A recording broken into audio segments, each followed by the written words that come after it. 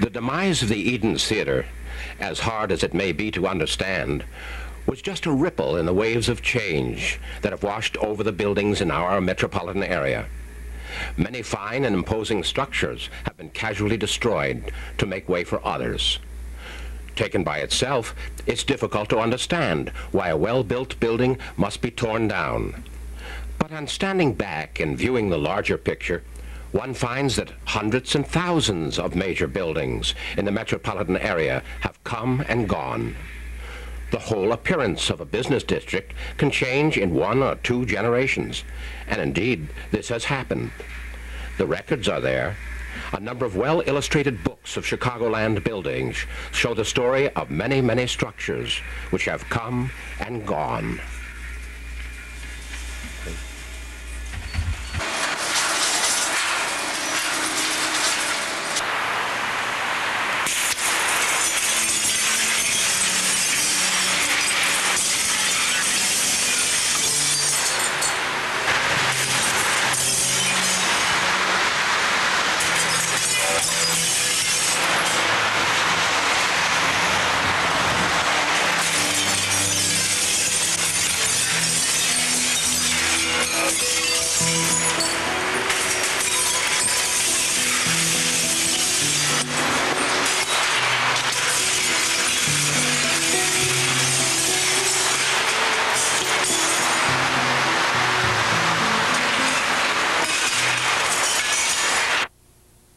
They never changed anything.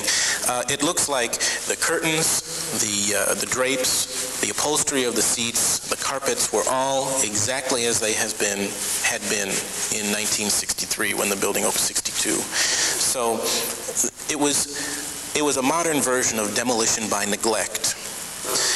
The building became a white elephant.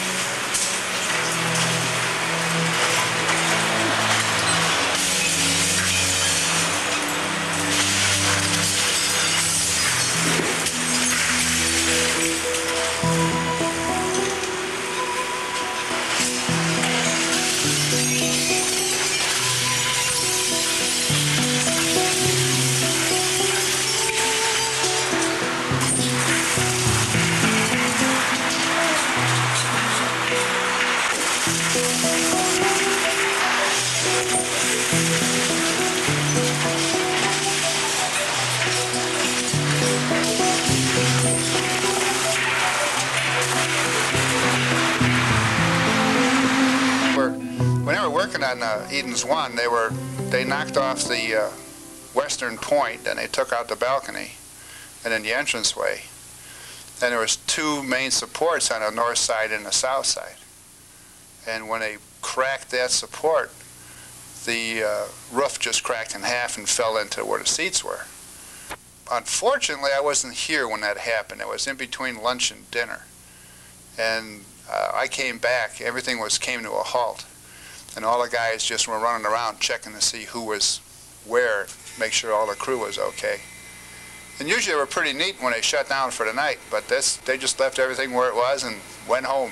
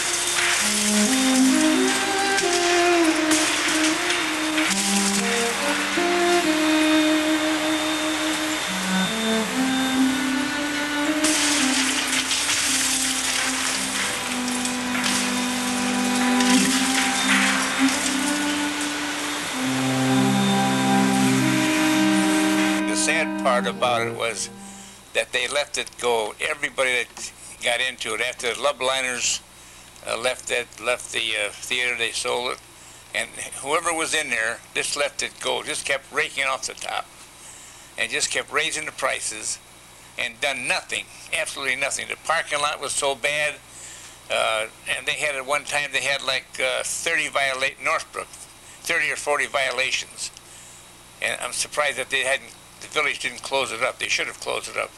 The seats were all torn, and it was just bad news. The air conditioning wasn't working right, and finally it just got to a point where this Canadian outfit bought it. I guess that was the last one that had it. So that was a shame, because yeah, I think it could still be here today.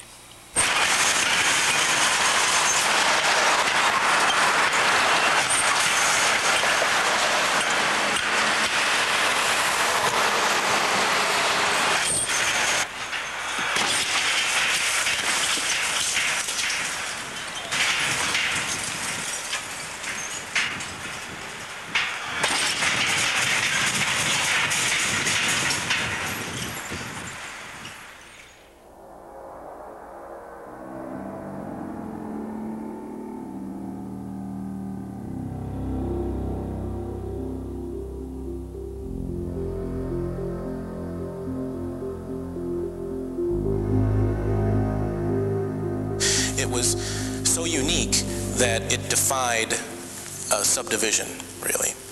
And the architecture that made it so interesting and so wonderful prohibited it from making money today when smaller theaters are necessary to be lucrative. So really, that's also very interesting. The reason why it's memorable is the reason why it was demolished.